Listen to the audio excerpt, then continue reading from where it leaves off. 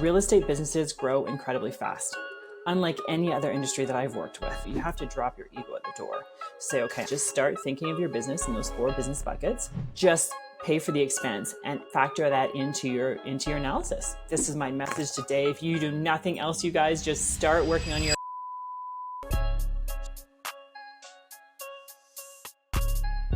Joining us today is Meghan Hubner. Meghan, can you tell our listeners a little bit about how you got started in real estate and your journey to this point? Yeah, you bet.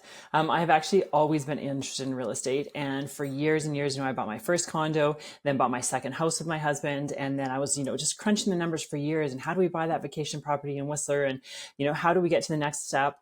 And I was so focused at that time on my career of medical and pharmaceutical sales that I didn't even think to Google and to research real estate investing and what might be going on in that industry. So it wasn't until COVID hit and we were in our bubble around the table. And I actually had a friend's nanny say like, oh yeah, my dad does real estate investing. And my ears perked up and I was like, wait a minute. I finally found someone who is doing real estate investing and I want to learn everything. And so it was that point where we'd gotten to the normal 4 units and we'd, bought properties and we were kind of maxed out. We didn't know what to do next or where to grow. And so as soon as I heard that, my ears perked up and I was like, okay, I'm going for it. This is great. We're ready to grow our portfolio. So we now, we've been investing in Airbnb for 9 years now. We have 2 infill development projects going in Edmonton. We have a flip going in Mexico, actually, where we lived last year. We have another flip in Winnipeg with one of our corporations, and we have 53 units in Saskatchewan with another company that I own. That is a lot. That is insane. Firstly, how are you managing all of this? I have a team. I have to say, I'm not doing this all myself, right? I have my team. So we've got 2 different streams I'm working on. My husband and I work with a business partner and a couple other business partners on some of our projects. And then I have another corporation, actually, where we have 10 shareholders. So I basically have a full team of people that are helping me. We have people that are analyzing deals every week. We have people that are crunching the numbers every week. We have someone who's in charge of property management, someone who's taking care of social media. So I have a team supporting me without a doubt. I love that. Now, you've obviously come a long way. How long ago did you start this journey? And how has that been for you, like growing into this role? Yeah, I would say so. We took our first Airbnb property 9 years ago in Whistler. So we bought our first plus property in Whistler. We bought a second property in Whistler. But it's really only been in the last 4.5 years that we've really started to uncover the how of real estate investing and to really start growing and things. So it's really probably been in the last 2 years that we've acquired most of that. Okay. Yeah. Okay. So, for all those people listening, they're like, well, I guess she has a team in place. How do I manage and build a team and all those complexities to be able to handle larger scale real estate projects and sort of just grow? What advice do you have for those people? Where can they get started? How did you get started and what did that look like for you? Yeah, so I spent 12 years in medical and pharmaceutical sales. So that's my background. And in 2019, I did actually have a life alternating surgery. 10 years ago, I had open heart surgery. And the thing that gave me was the ability to release fear. And so I cannot believe at that point in time, everyone asked me like, was this going to be pivotal in your life journey? I thought, no, like I was doing everything I wanted to at that point. I was working in the career that I wanted to work with in the industry. I was climbing the corporate ladder. I had, a rental property downtown. I had a house in the burbs. We just bought our first vacation property. And so I was doing everything that I wanted to at that point. But what I realized afterwards is it allowed me to release that fear. So in 2019, when I took a severance and actually manifested an end date of the month that I wanted to leave the company and just walked away from that past career. I mean, you go through a bit of an identity crisis without a doubt. You have to drop your ego at the door to say, okay, I'm moving into something brand new. I'm going to start again. And I always knew that I was going to get into consulting. I just didn't really know when and how and all those types of things. But in 2020, businesses kept coming to me saying, I need some help. I don't know how to grow my business. I don't know what's next. And I thought, okay, wait a minute. I have all this corporate experience. The corporate experience is very valuable to the small business owner. How can I marry these two?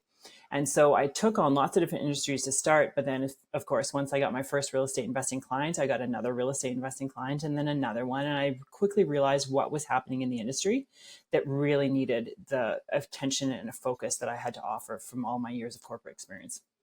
And what were some common things that you were seeing though?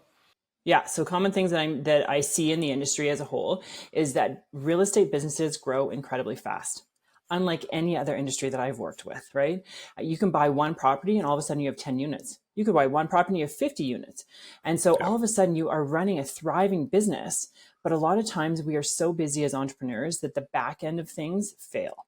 We don't have the time to sit down and write a job description. We don't have the time to sit down and say, okay, what are the key performance indicators of this job and this role being successful?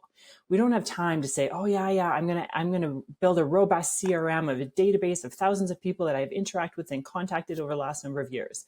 And so these businesses grow really fast, but the systems stay stuck and stagnant in the back.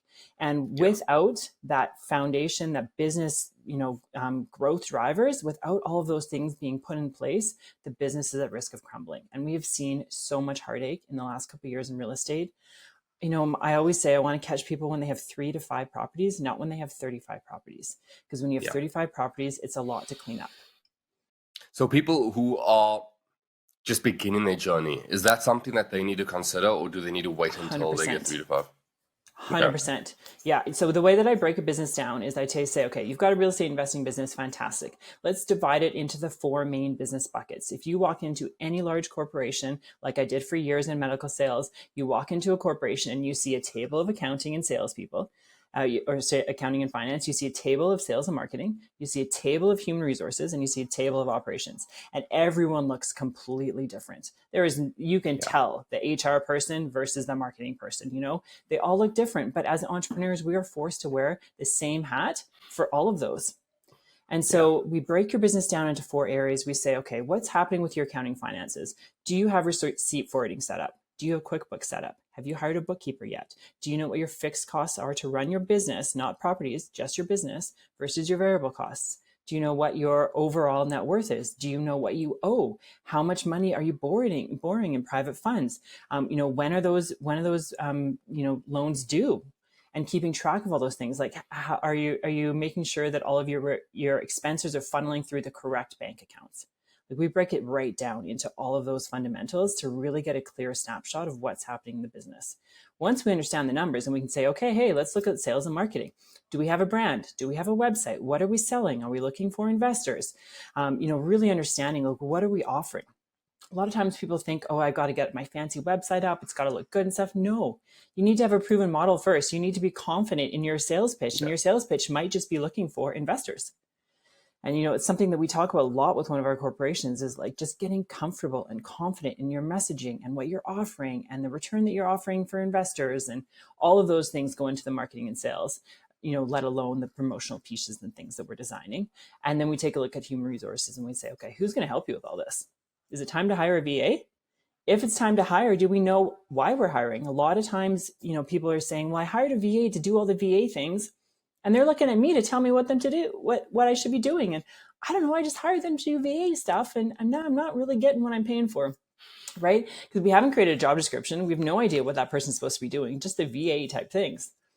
And so we do job descriptions, and we do key performance indicators, and we do, annual and quarterly reviews with contract workers and employees. And then we take a look at operations. So operations is, as we know, about 80% of real estate investing. So do we have a project management software that we are using to manage different projects that we're working on? Do we have a customer relationship management software like a CRM where we're collecting all of our leads and all of our potential investors? Are we building a sales funnel of potential investors? Are we spreading breadcrumbs as we go through these networking events and talking to people and telling them what we're doing?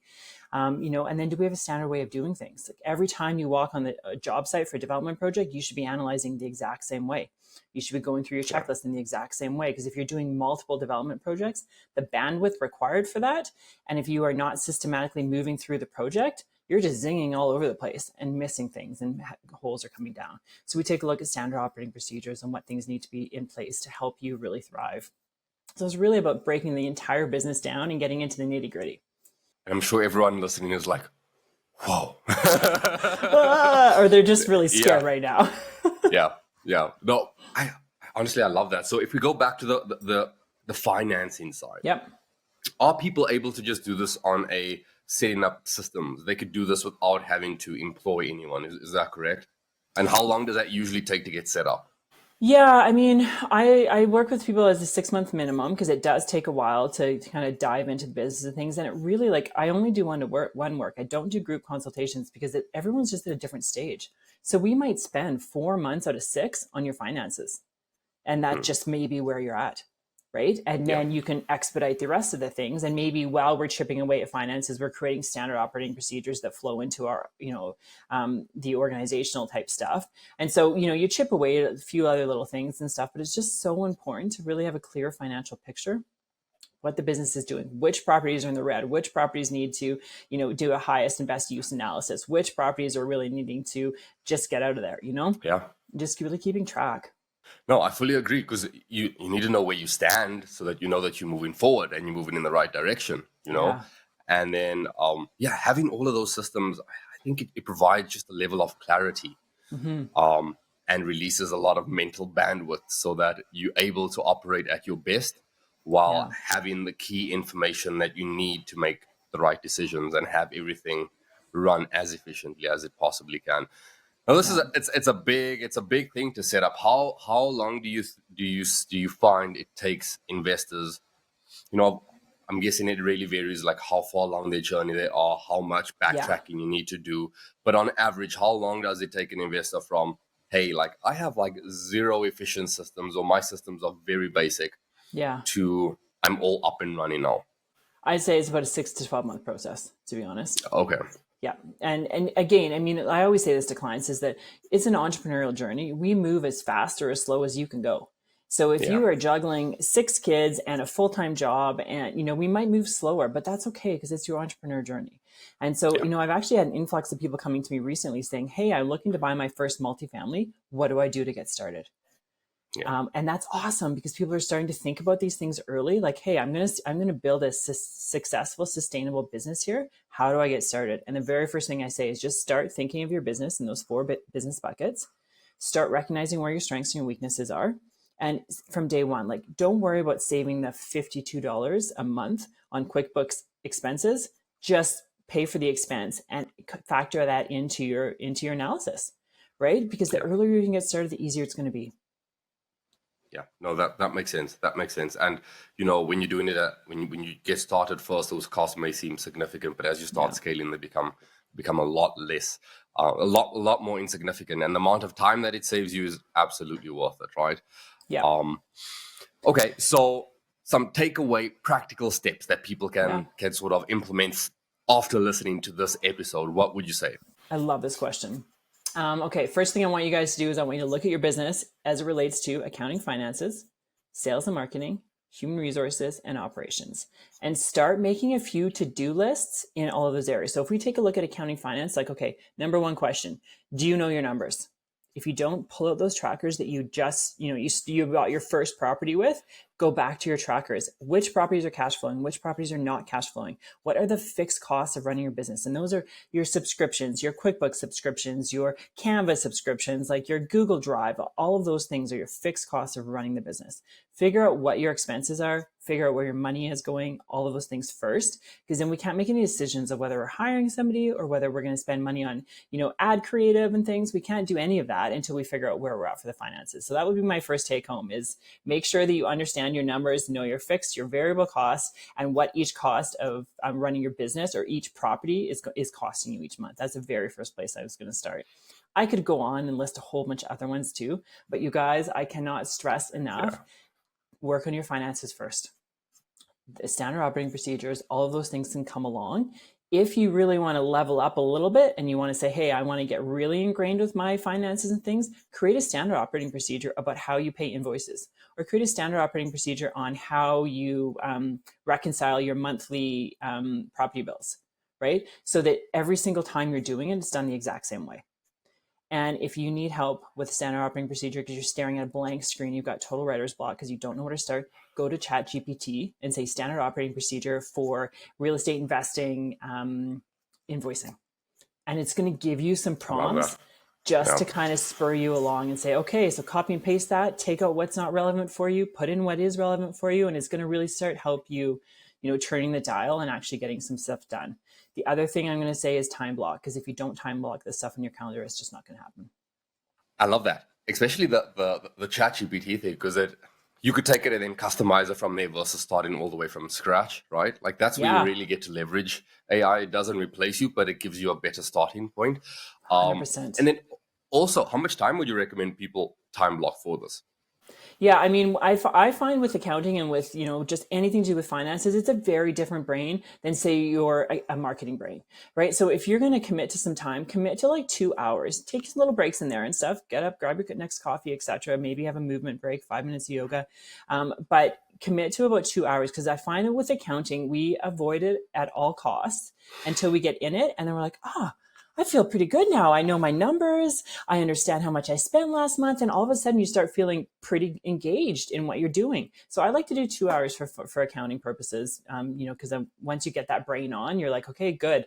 You can leave it. It's done. I'm ready to move on to the next thing. Now you can go get your movement in, go for your run over lunchtime, come back. Now we're ready to create marketing.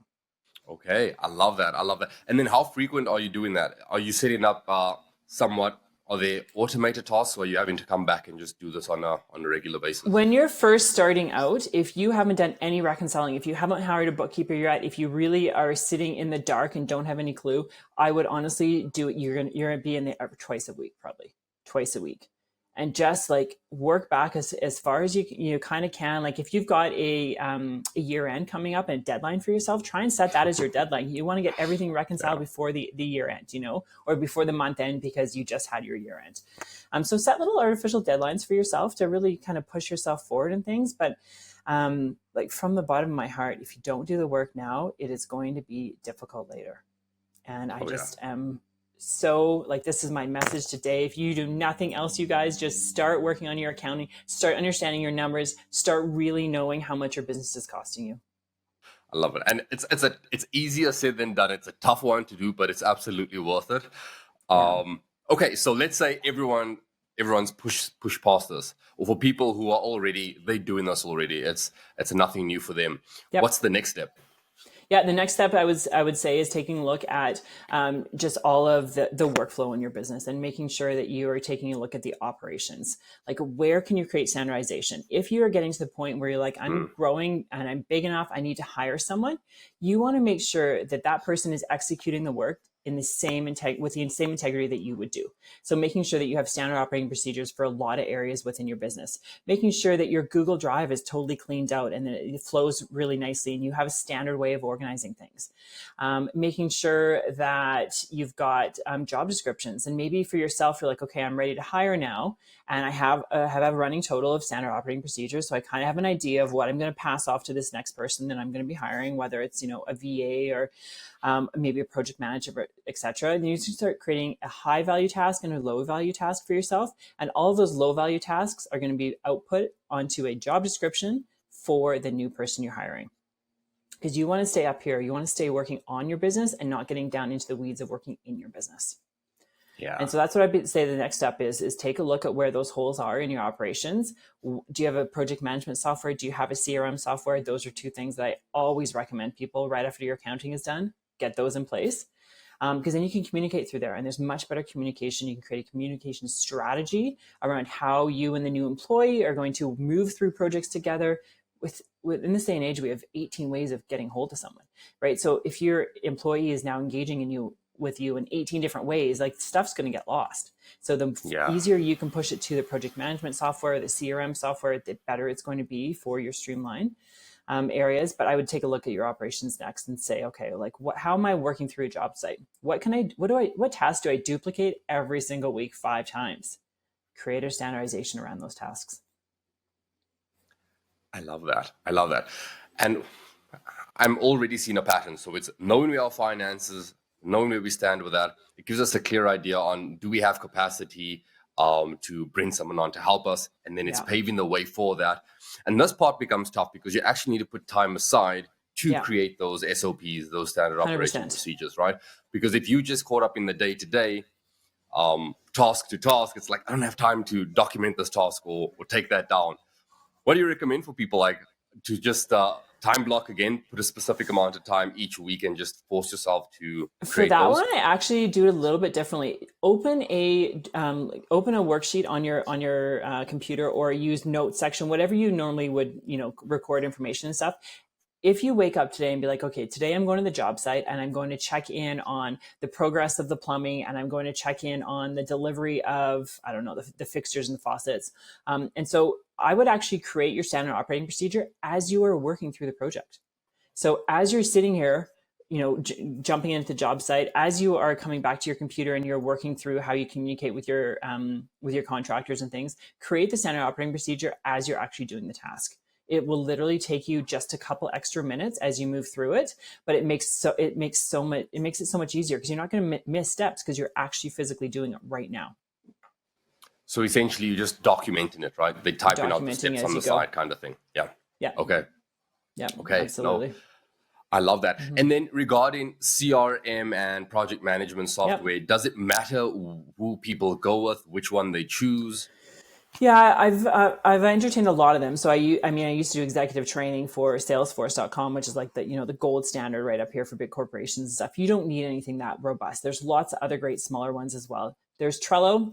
Personally, not a fan of Trello. There's Asana, amazing project management software. It's not quite as robust in the CRM. There is Monday.com, which is amazing for project management and CRM stuff, but I don't feel it's very great in the tasks. I'm currently using ClickUp.com with my teams, and I feel like it's pretty good. Yeah. It was a little clunky to begin with. I actually started it, and then I went away from it, and then I went back to it, because the other ones I just didn't have what I was looking for. So I'm currently using ClickUp.com. It's serving my needs. It's serving my team's needs. It does take a while to use it, and even just to learn how to use it. Like, why is it important if I put this person, as I list them as an investor for this project and this project and this project? So the way that you filter things are really important, and the way that you do data entry is also really important, so that you can accurately filter out. Like, I want to see all of the investors that I have on the downtown Toronto project, right? I can filter by downtown Toronto project, and I can see all of the 18 different investors that are working on that project. So it is important to get your fields and stuff done, but of course you want the basics, like name, email, phone number, maybe dollar that they have invested, and the project that they're invested to, like something along those lines. So I would say time blocking again, just making sure that you are putting a little extra time aside to learn how. So spend an hour a week on learning how to do ClickUp. Yeah, it's going to be a game changer for you in the long run. I agree. Yeah, and I use ClickUp as well. Love it. I've used a couple different, Trello, Asana. I was using Notion for a while.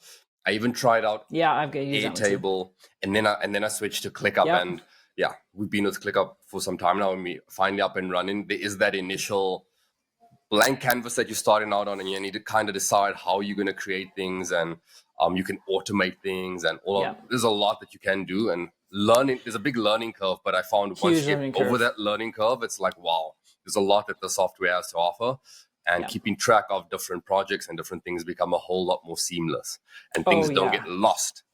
So I love that. I love that. And as you're growing, right, you want to make sure that your projects are still being tracked accordingly. I've got a client right now who is implementing a project management software for their development projects, right? So now they're bringing in assistant site coordinators to actually move through the project with them as well. Now we can track and see everything that's happened in the project, which is amazing. And again, we've got the template. So now every time you do a new project, you just duplicate the template, and now you're following through the project in a systematic way, which is like takes so much bandwidth away from you, which is amazing. There are also great templates. You can download templates as well, and then you can go into the template and it'll give you all of the tools that the system thinks that you need for that specific thing, and then you can just delete what you don't want. That's another way to get around it too. I have tried that. Yeah. So is this something that you help people with as well, is getting this part all set up? Yeah, we do a lot of work within CRM and project management as well. And it's not necessarily just like, I'm not going to sit there and train you on the how to do data entry, but we're going to take a look at like the high level stuff, right? So I'll say, watch these training videos. They'll be helpful for you. But then let's take a look. Okay, so what are the key data points that we need to have in this CRM section here? And let's work through it and make sure that you're comfortable with it, because you can implement any of the programs that I mentioned today, but if you're not going to use them, you're going to be at zero again. And the most difficult part of getting that engagement from employees, even from yourself, is you have to change habits. So if you're not willing to get uncomfortable and change those habits, you're not going to progress in that area. So you do need to commit to it. 100%. When I speak to a lot of people, investors, just different people, and they want to know, what CRM do you use? And then I tell them, but I'm like, honestly, the best CRM is the one that you use, the one that you're going to use.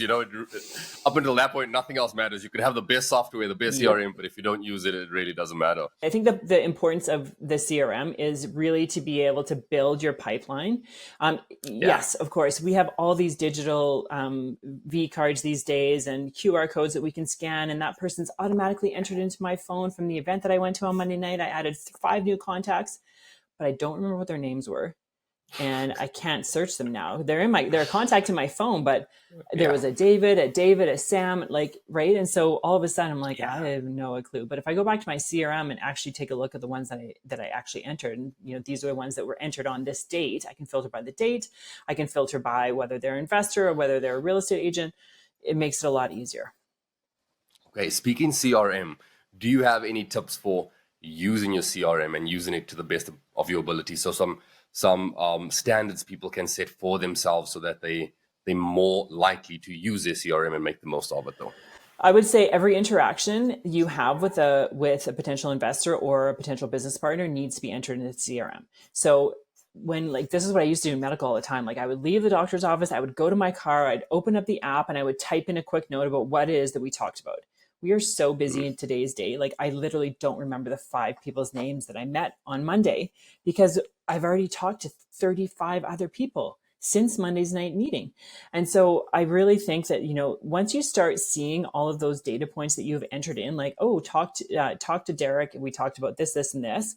And then an email pops up from Derek on my computer today. And I'm like, oh, Derek, go by to my CRM. Oh yeah, I emailed Derek on Monday. He emailed back on Tuesday. We're talking about doing a podcast together, right? And so you have a thread of all the interactions that you have had with that person. And as soon as you start seeing those things rack up, you're like, oh, this is helpful. And I think that's what drives people to actually start using the CRM. So make sure you have the mobile app, make sure you know how to use it on the go. And then make sure you've got your filters set. Are you listing him as an investor or a real estate agent or a broker or wholesaler, etc.? So making sure that you're filtering them properly. I love that. Now for the CRM and tying your email tying in your email. Tying in your email. Okay. So you need to integrate your CRM to your emails. Yeah. Sorry, go ahead. Yeah, that's exactly what I was going to ask in terms of, because, not all CRMs even provide that level of service where it links up with your email as well. Sometimes you have to then copy emails and then paste it and then add that in. What are you using for a CRM, or are there specific CRMs maybe that you not necessarily using, but you working with investors who use it that are decent? What do you recommend on that front? So I use the CRM portion of ClickUp. It is not as robust, say, as HubSpot is, and HubSpot has an amazing free program that you can get started in. So I've used HubSpot as well. I use HubSpot with another company right now. And it's excellent. It's fantastic. But the enterprise level is a little bit pricey and expensive for the small business owner. So I would push everything into ClickUp. You can do email integration in ClickUp as well. So you just want to figure out where the email can integrate, and then you basically add your email into it. Everything through your Gmail or your G Suite is going to be then categorized to that specific investor or a specific client that you have in your CRM. Okay, I have not used ClickUp on the CRM side of things, so that's intriguing. Who do you use? That is really intriguing. So because I'm a realtor, we have a CRM for that, and I'm on a team. So the CRM we currently use is KV Core. Okay. But yeah, that's really, really intriguing. I didn't even know you could do that with ClickUp. I know ClickUp is super powerful and it does integrate with a lot of things, but I guess if people are going to pay the monthly subscription fee, why not use it both? Use it for both reasons, right? And then it just saves you as well on that cost. Yeah, I mean, you could do a zap right between HubSpot and probably into ClickUp to get all your contacts entered in that way and stuff. But I do find that as long as you set up your email integration, as long as you have the client listed there, the emails will continue to appear and show up. So I think it's a pretty easy, seamless way. And then you're saving money on not having to have another program, which maybe in my next life, I will be creating a program that I feel is very robust in everything, because I haven't found one that's robust in everything, but I do think there's a need in the market for that. 100%. 100%. I don't even know how many different subscriptions I have. I'm constantly having to purge some of them that I'm like, okay, I don't even use Because this they anymore. sneak up. Let's get rid of that. Yeah. Yeah, yeah, yeah. That's the importance No, of doing that audit, right? You might realize you're spending $300 in exactly. subscriptions you haven't opened in 6 months. Yeah, Yeah. exactly. Now, for your SOPs, are you saving those in ClickUp as well? Because I know that is an option. Yeah. So, yeah, with one of my companies, we do actually. So we have like a kind of a standard operating section that we have, and then we have like investor relations, and then all the SOPs from the Google Drive are linked into ClickUp in that line item. So in the description section, you can actually drop in your Google link that will take you directly to that drive. Same thing for your investor documents. If you have a specific folder where you keep all of your promissory notes and all your loan agreements, you can link that specific link on the drive into that specific investor within ClickUp. So if you need to, a reminder of how much they were invested and when that loan payment is due, you can just click into their name, pull up their file, boom, it's all right there. I love that. I love that. So you keep in your SOPs as like Google Docs and then just Yeah, link in them so that yeah, you can organize them and it's easy to find. yeah, Perfect. yeah. Okay. Okay. So let's just say, and I'm sure most people have gotten to this point and they're like, well, I'm not here yet. But let's just say they are here. Let's just say we need to provide that extra level. Is there anything Yeah. else that they can do above and beyond this? What's the next step? Yeah, the next step from there, I usually say would be okay. What you've done your standard operating procedures, you've taken a look at your operational overhaul, if you would. Next, you're going to hire someone because chances are really high. If you've gotten to the point and you've gotten through your accounting, you've gone through your operations, you're feeling pretty good. It's probably time to outsource some stuff now. So next, you would be Yeah. looking at a job description, key performance indicators around that job description, and hiring the best person that's going to grow with your company. And I always say, don't hire for today where you're at. Hire for someone who's going to grow with you because it is a lot of money and time and effort to invest in great talent. And so you really want to be looking at like I'm going to make a hire today for my company in 3 to 5 years. And I really hope this person can kind of grow with me. And so you're really looking to find it if you jive. You're really looking for someone who's going to be a forward thinker. You are looking for an entrepreneur, not an employee. And there's a huge difference in that. Because when you're Yeah. hiring contract workers, right, you want someone who's going to be self-motivated to say, hey, I created this. What do you think? Instead of saying, hey, what would you like me to do next? Yeah. Really big difference. So I would say that the HR component is next. 80% of businesses in Canada are actually not HR compliant. So when you are hiring, you want to make sure that you're hiring and doing a good job. Are you taking them in as a contractor? Are you taking them on as an employee? What taxes do you have to pay? And this requires kind of like that CEO level, I'm going to step up thinking, because A, you're now spending money on someone. B, you're helping promote them in their career. And C, you're really having to pass the reins off. When we're the CEO of our company and we're running everything, we hold on to it really tight. But that Yeah. holding tight is not going to allow us to grow. And so you really have to step up and say, okay, hey, this person is capable. I've trained them well. I know I've trained them well. They know my messaging and my voice. And now I'm going to let them do their job so I can continue to focus on some of the bigger aspects. Okay. I've got a few questions actually. Yeah. Okay. So first one, the hiring the entrepreneur though. One question I have is, are you not worried that the entrepreneurial spirit may kick in and they may just be doing this temporarily to eventually go out and satisfy their own entrepreneurial itch? Yeah, I'm not worried at all, because if they are looking to grow and spread their wings, more power to them. I wish more people would do that. Absolutely. I think in this day and age, it's unrealistic to say you're going to have a 10-year employee. I think if you can get a Yeah, 3 to 5 it's year true. employee, or you can raise that employee up within your organization, fantastic. That's great. I mean, new energy is not new life into your business is not the worst thing in the world, and things too. No. Yeah. So yeah, I encourage everyone, if I have grown my team enough and all of a sudden people say, hey, I want to do what you're doing, I'm going to go off. I'm like, oh, power to you. Like, chase your Yeah. dreams. Yep. I love that. I really, really do. And it's a fantastic way of thinking about it, really, because you want someone who's going to be innovative. You want someone who has the drive and not someone that you have to keep tabs on. Yeah. But yeah, no, you're right. And that's the reason why we have the SOPs, why we have the standard operating procedures, so that someone can step into the role and hit the ground running and not take up too much retraining of your own specific time, right? When you have that turnover. That's also key for the standard operating procedures and stuff too. So if you Yeah. got to a point where like, you know what, I don't have all the standard operating procedures yet. I don't have all those things written, but I do have a VA already. get the Yeah. VA to help you write them. Because when the VA goes off to build her empire or his empire, right, you've already got someone who did the job who has written Yeah. all those documents for you. So if you're already in the position where you have staff on board and stuff, make sure that you're going back and you are pushing them to get all of these things written. All you need to do is approve them. That's the spot I'm currently in. Okay. That's what we do. Yeah. But okay, so I love that. So okay, another question I had was on the HR side of things. Are you recommending people contract this out because maybe they don't have a sort of I a need love for like contracting. because maybe they don't need someone as a full-time HR employee, right? So 100%. they just contract this out, right? Yeah, there's so many amazing organizations out there now that, like, you can get your VAs. You can go to as low as 10 hours a month, right? You can hire a VA. I actually hire locally and pay fair wages because that's something that I'm really passionate about. But I mean, you can hire locally. I think a lot of people too think, oh my gosh, I can't afford a $40,000 a year employee salary and stuff. Well, especially if you don't know where your business is at financially and things. So you can take on some of these fractional positions where you take on a 10-hour a month contract worker and then you up them to 20 and then you up them to 30. And so there's really great options to do that nowadays.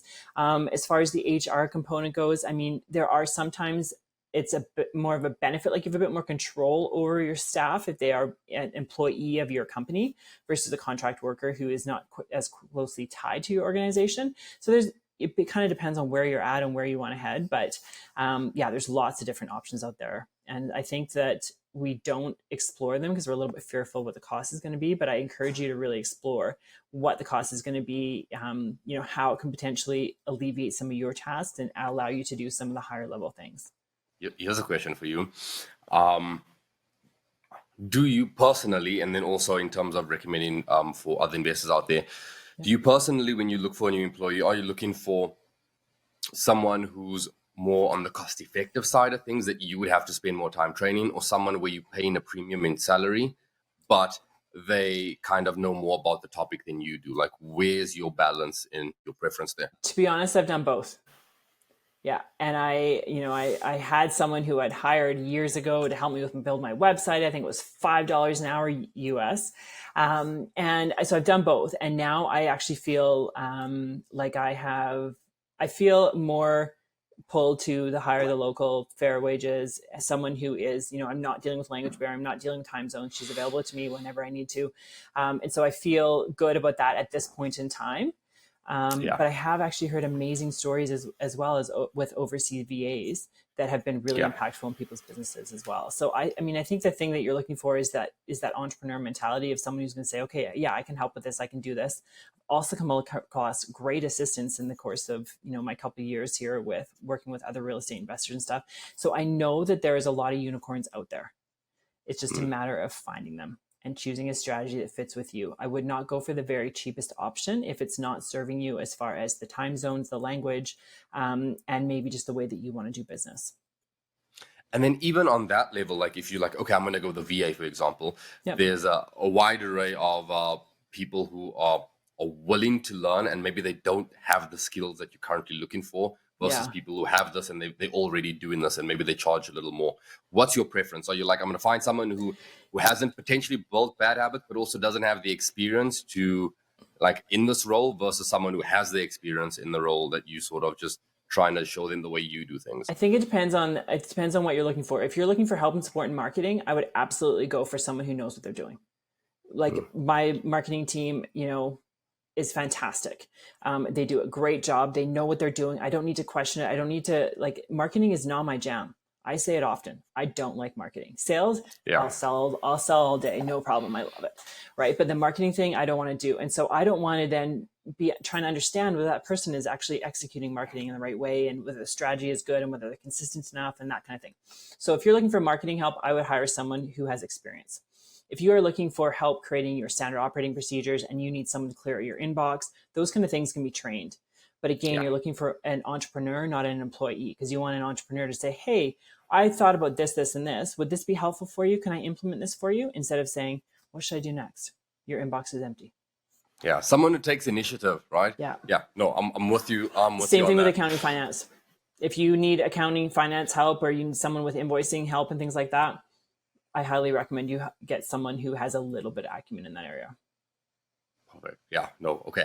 Fully agree with that. Okay. So in terms of scaling up, what are you Mhm. finding that sweet spot is, in terms of like how many people you need to be bringing on to sort of your manage your team essentially for like for and this does vary depending on how big you are, what your capacity is, but just on average with the people that you find that you're coaching, where's that average sweet spot? Like, okay, we have enough, we can move to the next level. This is an ever growing thing. I get that. I know it's not Yeah. an easy question to answer, but what do you find? Is it like people just hire the VA on the admin side, the accounting and the marketing, and now they kind of have somewhat of an holistic team that they can take and run with? What does that look like? Yeah, I think the first person you should hire is a bookkeeper. A Yeah. bookkeeper accounting team, without a doubt. That would be your first hire. The second hire would probably be your assistant, who is going to then help you clear out your inbox and make sure tasks are getting done and that kind of thing. So you're kind of right hand person. And the third person I would probably hire would be your marketing team. But I also say that with a bit of a grain of salt too, because if you are only using your own money, or if you are only using friends and family right now, and you still are like ways away from tapping out that market, you don't need to focus on your marketing and stuff right now. Focus on your team, focus on your business, focus on getting cash flow, focus on acquiring your properties and getting to those next steps. The marketing, the sales side of things are so flashy that often people are like, I need to have business cards and a website and a brand and a Yeah. logo and a color and a font, but I don't have a proven track record yet. And I've only done one Yeah. flip.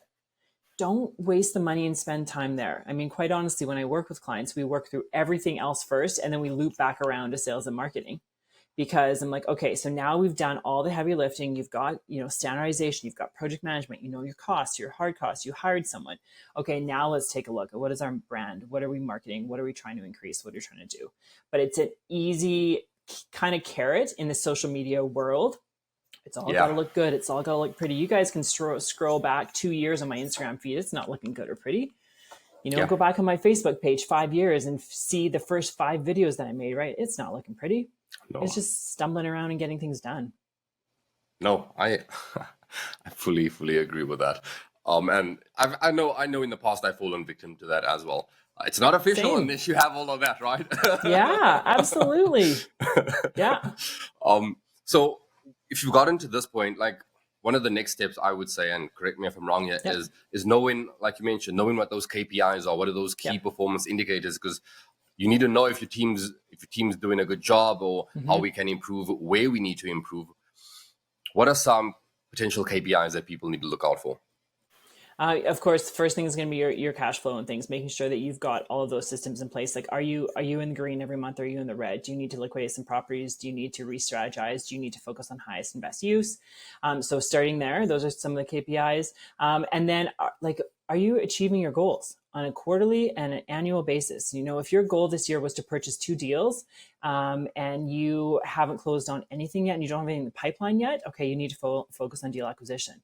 So really setting those like quarterly and annual goals is going to really help you. And then as far as the KPIs go, like, it's going to kind of be tied to each of those roles. So if you say, okay, I'm going to hire someone this year, and that person is going to help alleviate X, Y, and Z from me. Okay, what are the KPIs? What's the success? Have they done that for you?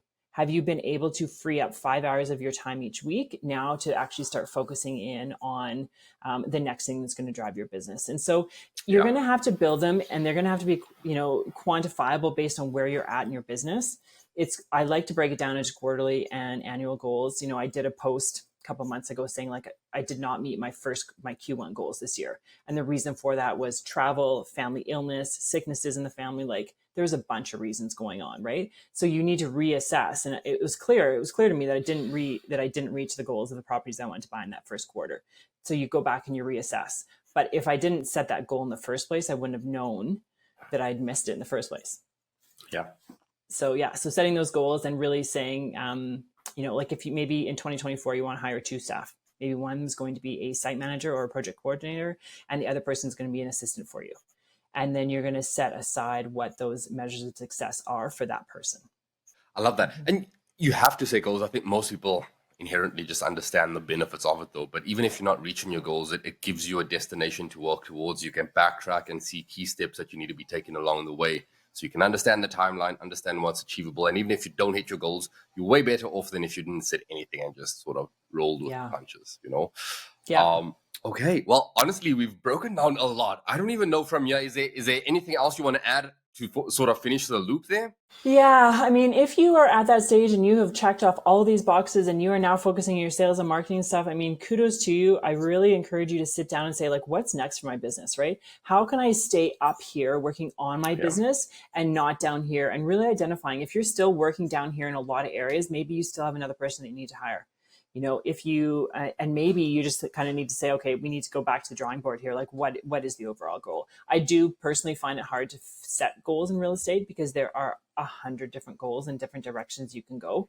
I'm not entirely Yeah. sure if I want to say I want to buy 10 properties this year, or maybe I want 10 doors this year, or maybe I just want a portfolio that's worth $10 million in the next 10 years. Like, it is hard to set goals for sure. So I think when you tighten it up a little bit, it makes it a little bit easier for yourself, because at the end of the day, anyone can achieve anything. I really do truly believe that what you set your mind to, you can achieve.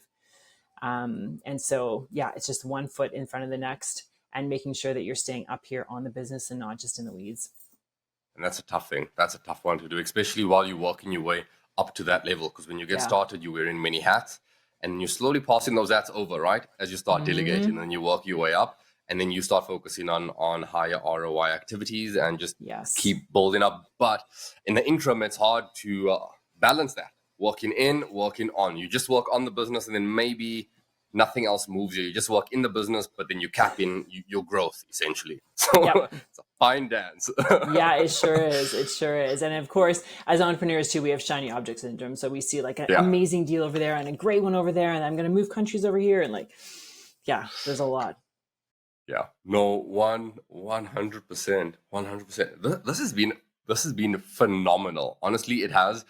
Without a doubt, I know that everyone listening, no matter where they are in their journey, they've got a ton of golden nuggets. You know, one thing I'm actually reading, Buy Back Your Time. Yeah, I'm And just about to read yeah, that too with Dan Martell. yeah, exactly, with Dan Martell. And it's obviously like a couple of the guests prior to this, like I think a few of them have mentioned it, and I'm like, you know what? I've heard it so many times now. It's on my wish list. I need to bump that one up. So I'm going through that one. And you know, one of the things he mentions is also, as you buying back your time, there's like different levels to it, you know. And a lot of it resonates with what you're saying. So I think you're gonna enjoy that one. You're definitely gonna enjoy that one. Meghan, it's time for one of my favorite parts of the show. And I'm curious to see your answers on this. So it's a segment that I call Time Capsule. So let's imagine that you've stumbled across a time machine. You can travel back and forth in time. You obviously can't change anything, but you can give and receive advice to your older and younger self. So first, let's go back to when you were 18 years old. Mm-hmm. If you were to give your 18-year-old self advice with the knowledge you now know, what advice would that be? This can be anything. It can be business related, investing, familial, whatever. What advice would you give your 18-year-old self? Yeah, it's a great question. I love it. And I love taking myself back to the age of 18, thinking, what would I do? You know, one of the first things I did when I left the corporate world was invested $10,000 in myself. And I had never done that before. And what that taught me, because the corporation was always responsible for my training. And what that taught me was how powerful you actually are as an individual. I see 18, 19, 25-year-olds buying real estate today now, and I think, oh my gosh, if I had started back then, and I know it's cliche to start early, if I had started back there, it would be a completely different ballgame. Now, I can't go back and ever say like, oh, I wouldn't have done that, because that might not have saved my life. And, you know, the company I was working for at the time saved my life. So I would never go back and say that, but you're more powerful than you think. You can literally create the dream that you desire, and buy real estate earlier. I love that. Now we have to balance it out. It's good to look back and see what advice you would have given your younger self. But let's go to your 80th birthday. What advice do you think your 80-year-old self would give you at your current age? I tell myself this all the time: stress less. Yeah, stress less. I love that. Easier said than done as well. Yeah, I mean, I've got young kids. We're balancing a business. You know, my kids are 2 and 8. Like, there's moments in time where you're like, oh, what am I doing? This is just chaos right now. The house is a mess. The kids are, you know, wild. Like, it was easier when I was working to 9 to 5 and stuff, right? But no, I'm in the exact same spot, right time, right place, like all of that right now. So I would say stress less, take more action. I love that. Now, side question. Mm-hmm. You've quit the corporate lifestyle. Yeah. what are some hard boundaries that you found you've had to set for yourself internally and then for people that you deal with so that you're able to find a decent balance between the entrepreneur grind and then being present with your family and having that sort of balance, if you will, you know? Yeah, the fictitious balance that is out there. Yeah. I feel like, to be honest, that I am actually an entrepreneur through and through, and I have to set Yeah. serious boundaries on myself because I could work That's 10 it. hours a day. No That's problem. it. I love it. I mean, I adore my children and I absolutely love being with them. Like, I was absolutely born into this role without a doubt. But I also love the work that I do. And I definitely, Yeah. even, people used to ask me all the time, how do you work at a home office? Do you not just get distracted by all the stuff in your house? I'm like, nope. I've only ever worked in a home office, and I sit there for too many hours a day at sometimes, really just pushing through. So I think boundaries for yourself, turning your phone off at night, being really present in the moment, like just putting distractions aside, recognizing that there's no real immediate fires. And yeah, that's for sure. And then I think the other thing too is surrounding yourself with people who are doing the same things that you're doing. So real estate, community, working with people that are going bigger and better than you are, right? Because it's very easy to get derailed in your own goals by those around you, and they're not doing it out of spite for you. They're only just trying to love you and protect you and do the best that they were taught to do. But you really have to, I think, put some firm boundaries in place at times with your loved ones and your friends and family to say, like, you know what, I'm not going to buy into the negative emotion of that. I'm only going to focus in on where I'm going and what my goal is. Love that. I love that. Controlling your environment, makes a huge, huge, huge difference. And you know what? I'm honestly the same. I actually, if I'm out of routine, I'm on vacation, I'm away for the weekend, whatever that looks like, I actually look forward to Monday. I look forward to getting back into things and working on those things that's really driving me. So Yeah, I fully get that. I have to set those internal boundaries myself. totally. And it's not easy. No, it's not at all. When you're multi-passionate, right? You want to do it all. Meghan, this has been a phenomenal episode. It really has. Thank you. It's one of those topics that are like near and dear to my heart because I'm, as you can see, I'm purely passionate about this. Yeah. Systems is honestly where it's at for me, and I know people listening got a ton of actionable steps that they can take from this. So let's say this. Hopefully, you guys actually take Meghan's advice and you put it into practice because, my gosh, you're gonna notice a huge difference. Now, one thing I want to say is, of course, this has been very educational. It's been very fun, but the fun doesn't stop here, right? Meghan, I'm going to leave all your contact info in the description below. Like, I implore people, please go ahead and click through that. Follow Meghan. Follow along on a journey. She does offer assistance if you need it, so please go ahead and do that. But Meghan, I want to thank you for taking the time out and sharing. This has been fantastic. You're most welcome. I absolutely love sharing the message. I love helping investors, and I just really want to see everyone thrive and be successful. Thanks for having me. Thank you for tuning in to the Wealth Through Real Estate Show. If you're interested in learning some essential strategic skills to take your real estate investing game to that next level, you don't want to miss my episode with Danielle Unsworth. This is your host, Alray Noble, signing off.